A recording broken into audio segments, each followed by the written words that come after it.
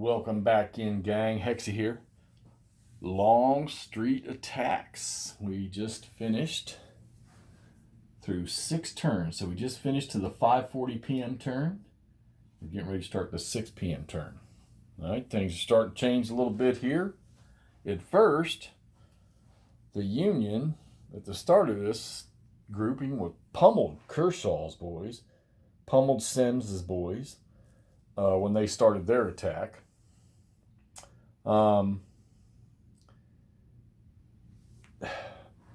Hood, Benning, Anderson, Robertson. The map looks a little weird over here because the one hex for Little Round Top is now empty, but that's because a firefight chased the Union out. But it was in one of those orders where Anderson, all he could do was shoot. He couldn't move. Got limited activation.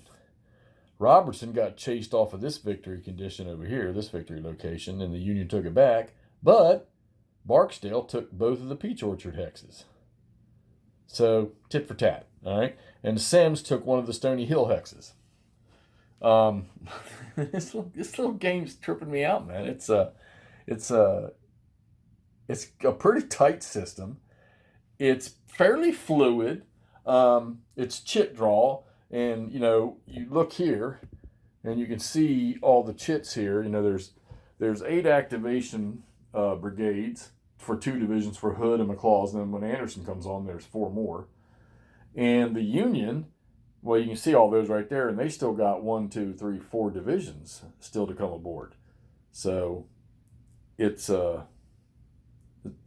chit draw, it's a little long. But like I say, you're only moving like anywhere from 3 to 5 regiments in a chit draw. And of course, the Union, their commanders stink so bad that half their activations ended up being limited, and they can't really do anything. Like I know Port, which amazes me, Caldwell's division of the 2nd Corps, only 2 of his brigades were able to move. The other 2 are still sitting still.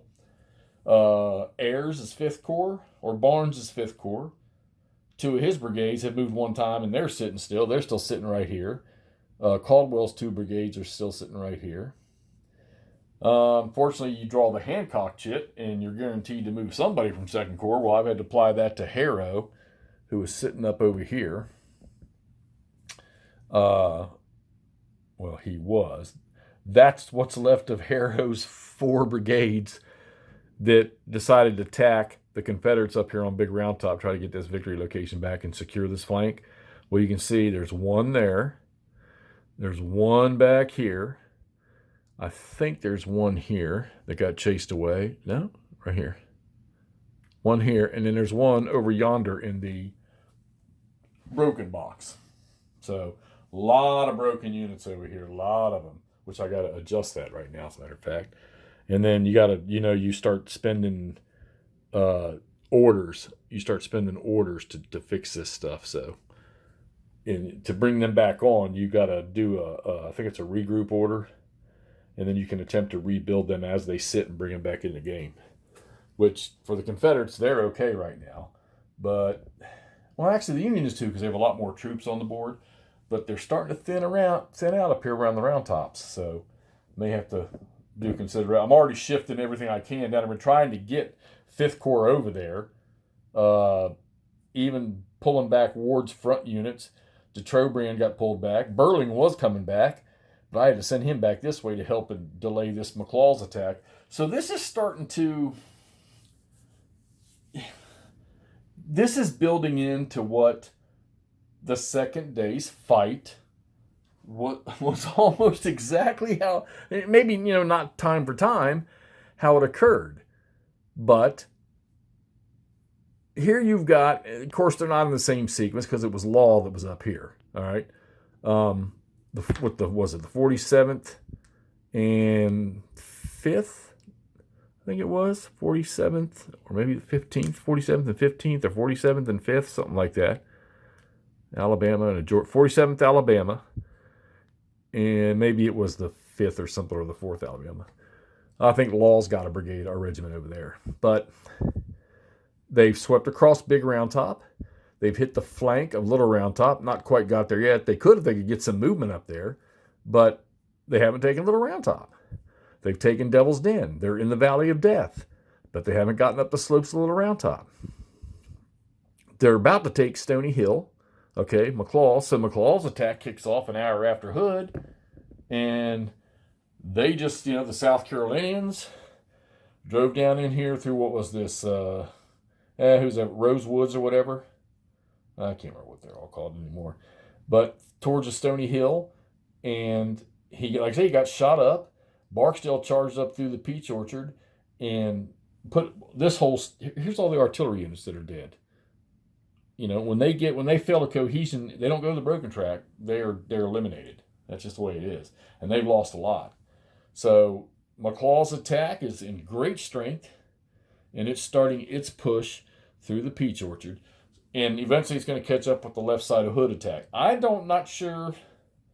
I think Hood's got one or two more good pushes, but he's starting to get a whole lot of shaken and disrupted units. They may have to take some time to rebuild that stuff. Maybe they might, but man, they're so close to Little Round Top to taking that. And you've got some good, strong units in there that can push in. And Benning is literally untouched. Harrow tried to attack him, and he just smacked Harrow in the face and said, "Get out of here. This is my Round Top." Sims is in great shape.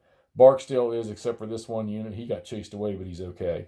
Wolford, he's in great shape. They're all in great shape over here. And Anderson hasn't even kicked off yet. So it's another 1-2 turns before Anderson starts his attack. Now, these guys aren't as potent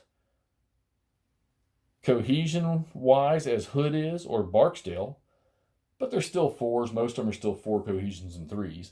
So, you're looking at that big, long line of stuff right here, from here all the way over, that's going to get into the attack here shortly. All right? Yeah, and those guys with skirmishes on them, that's coming off, because I need the full force there. And, of course, I got a regiment of Andersons, a good, strong regiment, the 7th Georgia, sitting over here guarding the Emmitsburg Road. And apparently I can't do nothing with them because the Union has to move within 9 hexes of them. Confederate artillery, they're still okay. I got guns sitting down here that are putting fire on Little Round Top.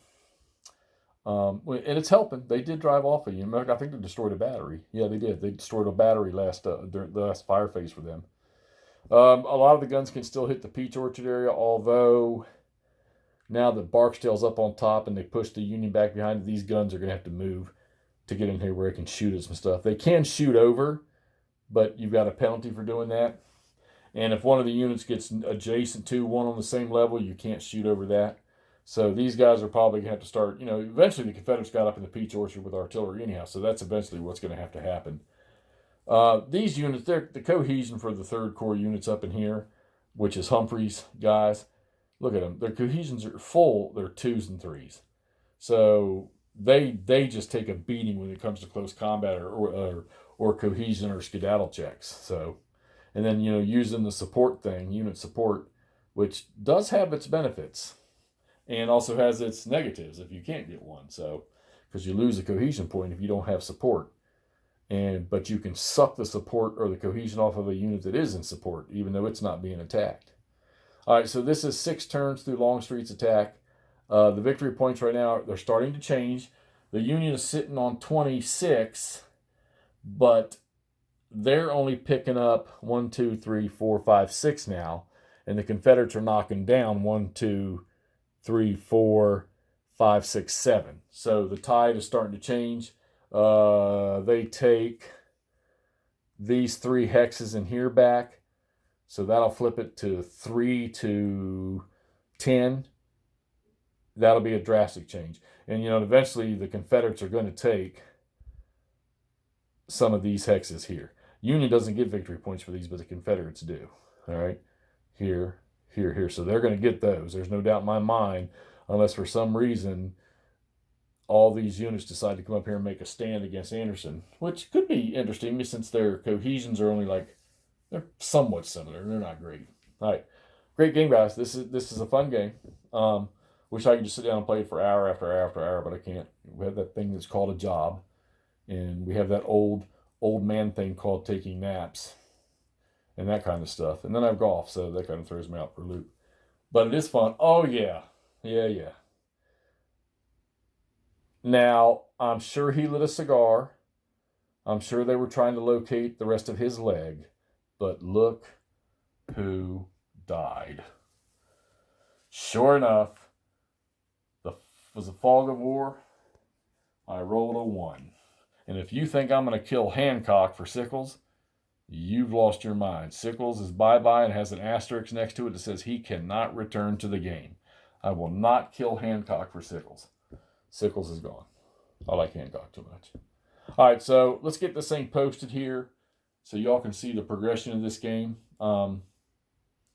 Right now, the push is working for the Confederates, although, like I said, they got quite a few regiments in a shambles. But you know what? The Union they're taking a beating to regiments that are getting put on the broken track over here. All right, second day at Gettysburg, the afternoon attacks on the Peach Orchard, Devil's Den, the Stony Ridge, the Wheat Field, and the Round Tops is really starting to heat up. And we'll get this posted, and then we'll get on with the next couple game turns. All right, talk to y'all soon.